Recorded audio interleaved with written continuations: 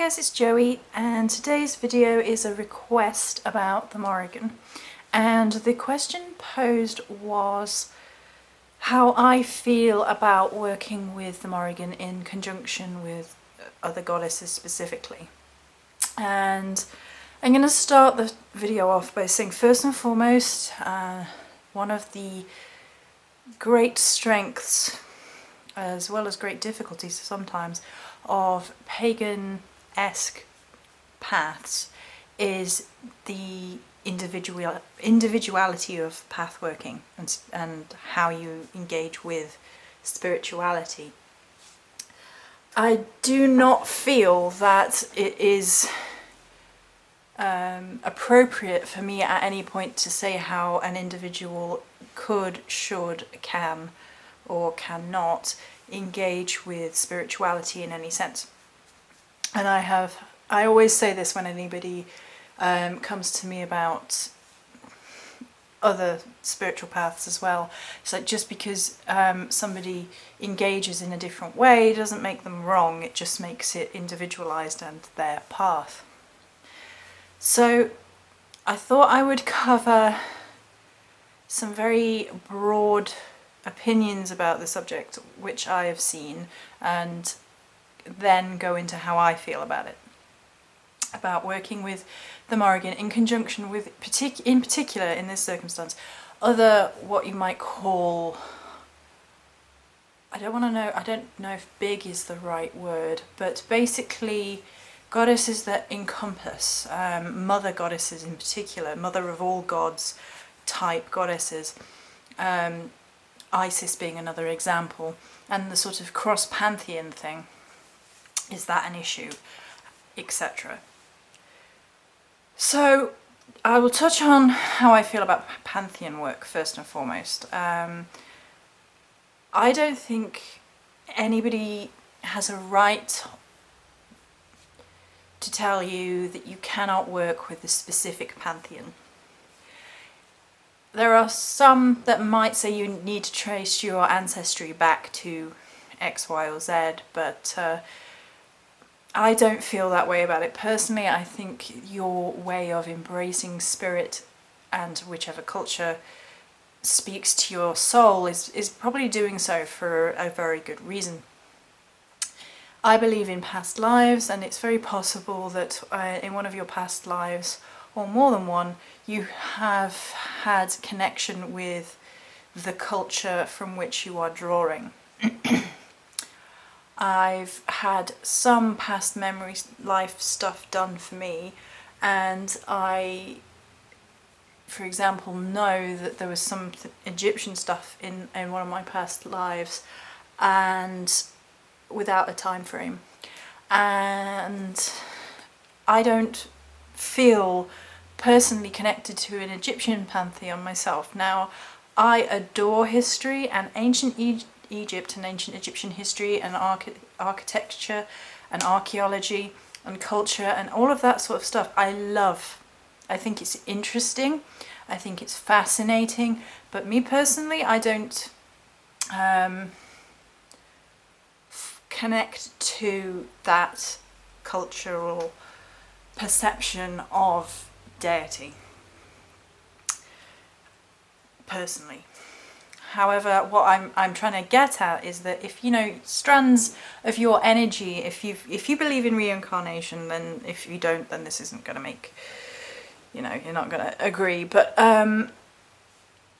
if strands of your energy at some point have been connected to specific cultures and things, then you may find yourself drawn to certain pantheons, and perhaps your soul has had contact with many different, and you feel drawn this way and that way. And uncertainty. Yeah. As for working with multiple, maybe primal goddesses is the best way of saying it. There is a number of different ways of looking at this. I'm holding my crystal and trying to put spirit into words, which sometimes is a little bit complicated. There is this reasoning of thought that all gods and goddesses are actually different faces or different refractions of the same light. It's like channeling a very tiny piece of the overall spirit, as it was often called, the overall divine. And the overall divine is so far beyond human comprehension that we need human-based archetypes maybe, or human visions, human cultural experiences, human ways of understanding this huge deity, this huge spirit, this huge incomprehensible energy that is divine or spirit, or however people wish to phrase it. Again, it's so far beyond human comprehension, it's very difficult, that we sort of channel aspects of and draw down like little bits of light which are of themselves and of that divine energy, that oneness. So they are all basically reflections and refractions from different cultures, different human understandings, different ways of thinking. They're basically different ways of connecting that otherwise we would have very difficult experiences connecting with deity. So there is a line of reasoning which says, it doesn't matter which path you're on, because ultimately we're all looking for the same thing. And then there are people, and I've seen this across different pantheons and things, who are very angsty about people working across culture or across different path workings, because they feel it becomes diluted and you lose something. So there are people who would frown on eclectics in general. I don't agree with that particularly. I can understand the idea that you might lose focus without a very specific path to follow. But for many, many years I worked with spirit in the abstract. I worked with God and Goddess in the abstract, not in a specific way. And for me, only when I felt the need to know who my matron goddess was, did the Morrigan come to me. And before that I worked with God and Goddess, and I'd never felt attached to any other culture until that point. I enjoy history on a very, I enjoy ancient history particularly. Now, the same can be said for ancient Greek goddesses and gods for me. I adore that history, I adore that culture, I adore the plays and the philosophies written and the history and the myths. I love all of that stuff. Never felt connected to a Greek goddess, ever. And the Celtic pantheon is actually the one I knew the least about. From a history standpoint, I had never studied the ancient Celtic people. It had never come up in school, which is kind of odd when you think about it, given that we live in Britain. Myself and I, that is. And it's a shame that we never learned about it. I think it would have been fascinating, but maybe that is part and parcel of why it was my path, is because I didn't have any historical preconceptions. And that was the way it was meant to be, maybe. Very likely. There are no coincidences. Right, so I have seen people, very, very frowny in. Now, I have regularly read about Morrigan pathworking forums, blogs, different people's opinions and things, and some people get quite aggrieved at those who work with what they call Goddess of the Week, and they do not agree with putting Morrigan in those terms. And I will touch on that myself, because I personally don't feel that I I could work with anybody else, and I will explain. I've seen that sort of snippiness, and it's kind of a shame in some ways, because I feel like it will put people off.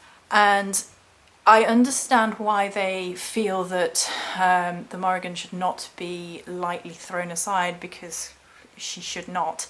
And I understand why they feel you can't work in conjunction with her. And then disregarding the Morrigan, to me, is heinous, and I could never in a million years do it. And the idea to me is horrendous. And that's because of my connection, and we will go into that in a minute. So I understand where the feelings come from, but I think it leaves a little bit of a negative spin on things. I think when people are new, when people are maybe young, but maybe young in their path is a better way of putting it, and they're searching and they don't understand quite yet, and they haven't got to grips with everything quite yet, and they're not quite sure which goddess they should or shouldn't go for. Now, if you're in that scenario, personally, I would say forget it and work in the abstract for a while. You don't need to have a defined pantheon right from the get-go. People like to, but you really don't need it unless you feel your soul calls for it in a very specific way. And if you're not sure, then I wouldn't personally work in a specific thing. I would work God and Goddess, and just call them God and Goddess, just call them Mother and Father, just call them Maiden, Mother, Crone, and then however you see that the male triple, I see it as Warrior, Father, Sage. So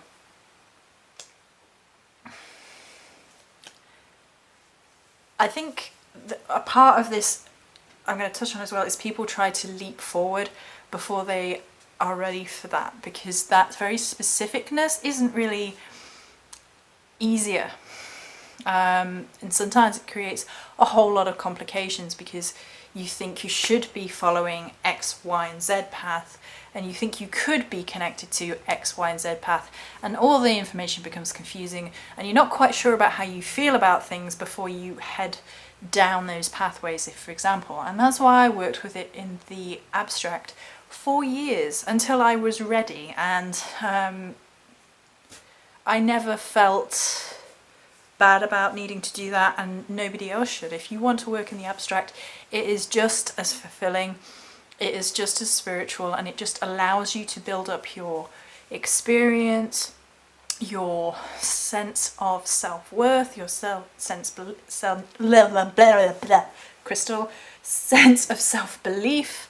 So when people question you, or you question yourself, you know where you're at, sort of thing. You know that the light is really weird in here today. You know where you are and where you stand before you go into specifics. I don't know if that sort of Goddess of the Week snip is more about people who claim they know it all and then change their goddess every other week, rather than new people thinking about it. I don't know, but regardless, I don't think it's very helpful. But I understand, and I'm going to say why I understand. For me, these, I'm going to call them primal goddesses, it works for me. These are primal goddesses for me. They, the Morrigan, for me, is, I've said in the past, and this came up in the question, you said she was possessive. And I've said in the past, I think there are people who are dedicated, like her chosen, her children, her priests and priestesses, however you want to see it, and then people who are touched by the Morrigan in passing. And the Morrigan may make herself known, or help, or aid, or lend strength to people who she decides are in need of it in passing. So I have read stories of people who were going through very difficult, very strenuous, very stressful periods of their life, and the Morrigan became known, and that energy was there, and that energy pushed through, and that was it. Once that situation had been resolved, that was it, and that was the end of it. And I've heard a few stories like that, and to that end, I think that's the Morrigan helping. You know, she decides to lend her power to a situation or scenario and help that battle rather than that lifetime commitment. I think that happens. Absolutely, I've mentioned that in the past. But for those who are her children, first and foremost, the Morrigan chooses you, you do not choose the Morrigan. I've said this before, and I will say it again, and I think this is a little bit where some of that unease about people switching the Morrigan out as Goddess of the Week comes from, because you don't choose her. She chooses you, and for me, I would never work with another god or goddess in this. Maybe in passing, I can't say that I definitely wouldn't in passing, but my general feeling of myself is that I dedicated myself to the Morrigan, and I have no need to look outside of that, because for me she is ancient, she's primal, she's multifaceted, if you like, she covers all ground, and she has this energy, this powerful primal goddess energy, and within her are all aspects.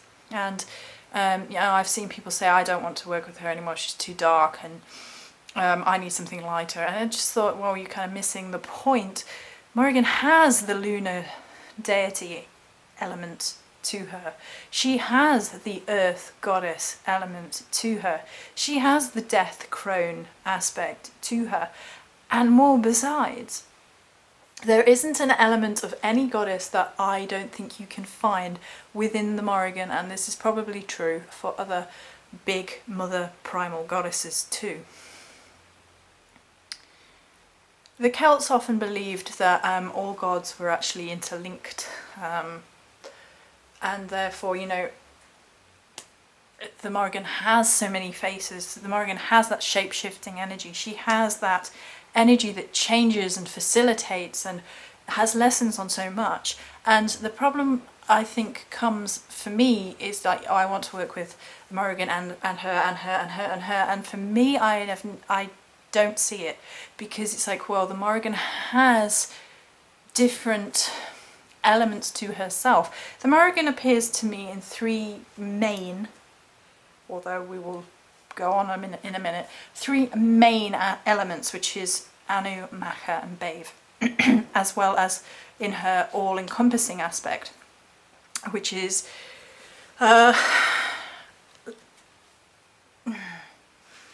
more imposing, more powerful, more primal, more... It, as her maiden mother crone self, and we are focusing solely on goddesses here, I realise. I'll talk about that in a sec. I've had Bran poking at me all week. Not Bran the Raven over there. We'll go into that in a second. Right, so for me, like, it's Anu, Macha and Bave in the maiden, mother and crone element. However, there are the 9 ladies of Avalon, which have also become known to me, which are considered to be 9 faces of the goddess Morrigan. And that's just for starters. There are so many goddesses, and the people like, it could be the Morrigan in a different guise, it could have been from the same myth, it could be the same goddess, we're not quite sure. The Celtic oral tradition makes everything very complicated, and the Morrigan is so complicated, so complex, so many threads of the same thing, so many elements to her. The stories are completely varied in the thing. You can, you know, the main ones people usually think of is the sex warrior death, and yes, there are more stories about that. Celts were that way orientated. That'll be the face on the picture if you watch. because that was part of their culture and part of their daily lives. You know, people died all the time in war. But the Morrigan aspects and elements of themselves are quite unique when you start working with them in elements of themselves. Different faces of a goddess, which is different faces of, oh goodness, it all becomes very abstract, doesn't it? And it's basically, I feel that the goddess Morrigan is everything I will ever need. And I dedicated myself to her in that utter belief of that. So, I may well make a video about the individual maiden, mother, crone elements themselves. And we're going to move the camera so I can lean against the wall. Oh, there we go. Welcome to the side of my head. But we'll go over it briefly on how the energies differ, even within themselves, which is even more complicated. So for that effort, we'll discuss Babe first. So Babe, in simplistic terms, is supposed to be crone, right? But all of the maiden, mother, crone elements of the Morrigan flow and shapeshift into one another. It's constant. The way I feel of her energy is that she is literally the shape-shifting energy. It's constantly flowing. It doesn't stop. There is no bump defined set role. They all flow into each other. The goddess Morrigan is an energy river and flows around, and that's why I don't need to ever feel the need to work with anybody else, because she has it covered. Personally, it's not for everybody. This is how I feel, right? So for anybody who does work with them, but I've been asked how I feel about it, and this is how I feel about it. So for example, Babe is supposed to be the crone, and she is, and I've seen her appear to me as the crone, and depending on how she's feeling, she's shown up looking absolutely terrifying, or very much like a grandmother stirring a cauldron in Celtic times type figure. I've seen her show up with half a face, skull-like. She's done that to me on.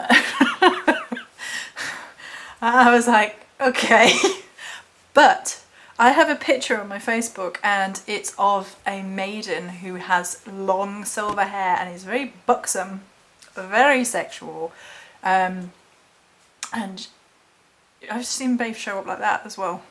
But her lips were much more red than the picture I've got. But I put it on there in my Morrigan album because I've seen her like that. She's shown up like, hello, and it's like, the point is that she's both, and she can be both, and she has that naughtiness. And somehow people seem to think that the crone could never have the sexual energy, and she can't have a dirty mind, and she can. That energy flows through all of them, not just the maiden, say, or not just the mother, say. So I've seen Babe show up in those elements. I've seen Anu show up as a very gentle maiden, sort of with her hair loose, and to do with springtime, and a long white flowing gown. Last time I saw her like this, she tends to show up in the more warrior form, but when I saw her like that, she was showing up right now. Alright, she was kneeling in my mind's eye, kneeling, and she was by a river, and her hair was long and flowing in, and she was cupping water in the river. That's what I just got a really strong image of right now.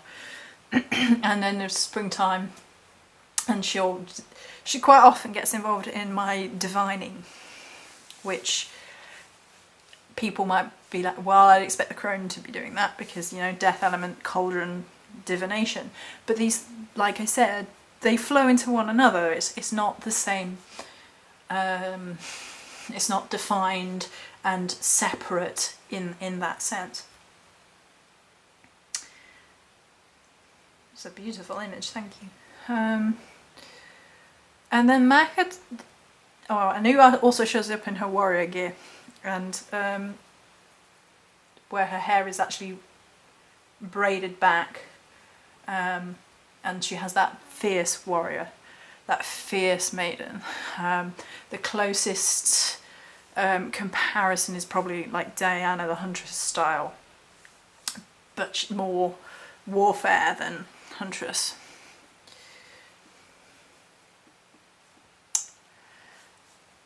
Macha tends to be a little bit more mother. Tends. I have seen her a little bit more maideny, a little bit more warrior-y, and I have seen her as very, very motherly, although people may not realise that I have the most difficulty with the mother element because of my own experiences. Now, and for that effect, Macha I tend to hear more than see. But she tends to show up with her flaming red hair and gorgeousness. I think I've seen her mostly in her warrior element, maybe because I most comfortably connect to her in her warrior element. Maybe. I've also felt her touch more than seeing her in visuals and things, through seeing a lot of horse imagery, and horses will show up and I'll suddenly realise that I'm absolutely surrounded by horse imagery, and I'm like, okay, I'm listening, what's up? And those are just 3, okay? And those are just 3 Maiden Mother Crone elements for the goddess Morrigan. Now, in masculinity, you can see this in 2 ways, right? You can work with the consorts, people that are gods who are connected with the goddess Morrigan, and for that, for my purposes anyway, Lu, the sun goddess, Dagda, the father, and Bran, the sage. Yeah, on the other hand, you don't have to work with them at all, because the Morrigan embodies masculine elements within herself. It's this primal thing, this primal energy of having both masculine and feminine. And the loss of some of these sort of strengths of female energies embodied by the Celts in modern society means that the gendered thing becomes odd, because in Celtic society the women could be and were considered even more vicious in battle than men. I can well believe it.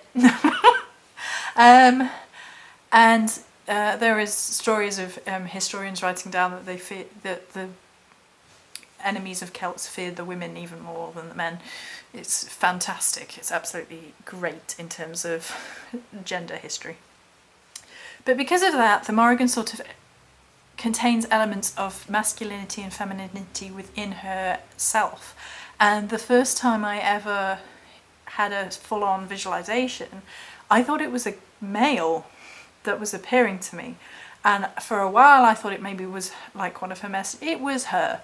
In her shape-shifting ability, she just appeared masculine to throw me off, to make me engage, to make me realise, to make me question, and that she will do. You know, she's not an easy goddess to work with, and this is part and parcel of another reason why I don't think I could ever work with her and someone else, because she requires a good amount of energy, effort, divination, devotion, probably divination as well, divining maybe, self-divining, let's call it that, and ritual and appreciation. She's not a goddess that you pick up and drop, and I've said that in other videos, and I've said it at the beginning of this video because that seems awful to me. So beyond what I believe in, I do believe that she will come and help people who she thinks need her help, and then she may leave them be. But the Morrigan is one of these goddesses which constantly tests, which constantly pushes you, which constantly questions and pushes you to question. And if you're not one of those kinds of people, she's very unlikely to speak to you in the first place, because that's the sort of thing that I personally feel, and I've seen others who are very connected to the goddess say that, you know, she's constantly pushing, constantly getting you to grow, sometimes ripping you right down to your bare soul, so you can grow in ways that you never thought possible. And you've probably, if you're watching this video, have seen my dark goddess healing stuff. That's just tip of the iceberg. It's hard work, and therefore the energy, effort and time, love and devotion involved, I couldn't imagine spreading myself thin, and I wouldn't do that to my matron, by engaging in more than one primal goddess, because I think that would be actually impossible, personally. I guess it depends how you engage with spirit and deity. I mean, I feel that it requires regular, very regular attention. It can't always be daily. It's not possible in a lot of people's lives. And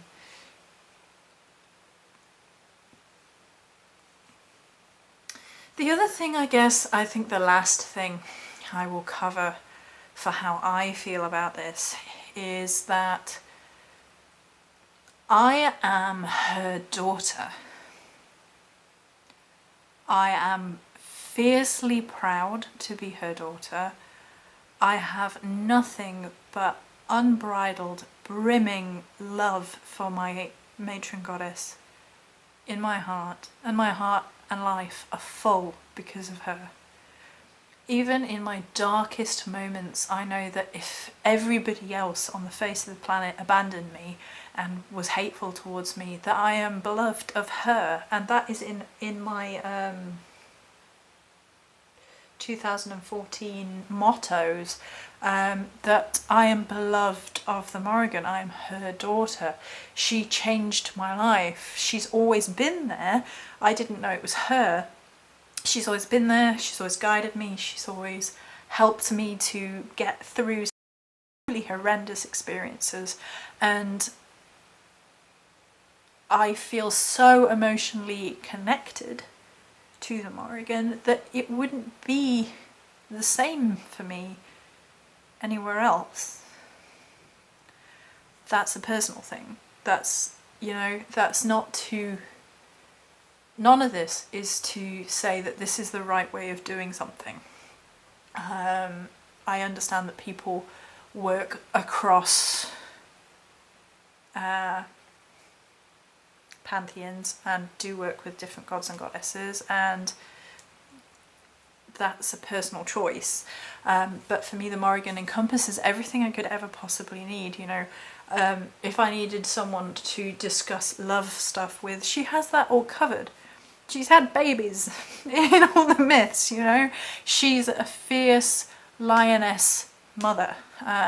She's everything I could ever hope for, and she is my mother. She's my real mother, and that's it as far as I'm concerned. I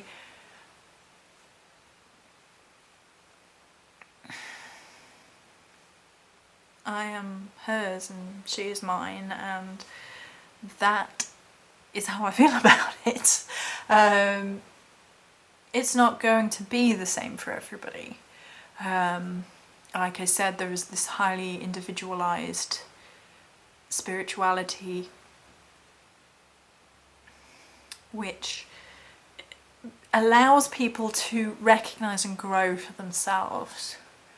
I don't think I can cover it any more than that. I am very happy and content and honoured and privileged to work with Morrigan, and that's my connection. That's how I feel connected to spirit, to divinity, and as you know, she can be possessive because I'm not going nowhere. I guess. I just, that's what fills me with love, is being devoted. And I think anybody who devotes themselves and dedicates themselves to the Morrigan is likely to feel the same way because of the process she goes through, calling on her children and testing her children and supporting and strengthening her children and showing them love. So yeah, I hope that made some measure of sense. I hope that helped. I realise talking about spirit in the abstract is a little bit complicated, and talking about the Morrigan in this aspect is a little bit complicated because it's so difficult. Because it's this energy, this shape-shifting energy that just flows and moves and never stops. Everything flows into each other, and from everything comes everything I ever need. So I hope that makes a measure of sense. Things in my head, honestly, crazy. So that's it for this video. I hope that was helpful, and many blessings.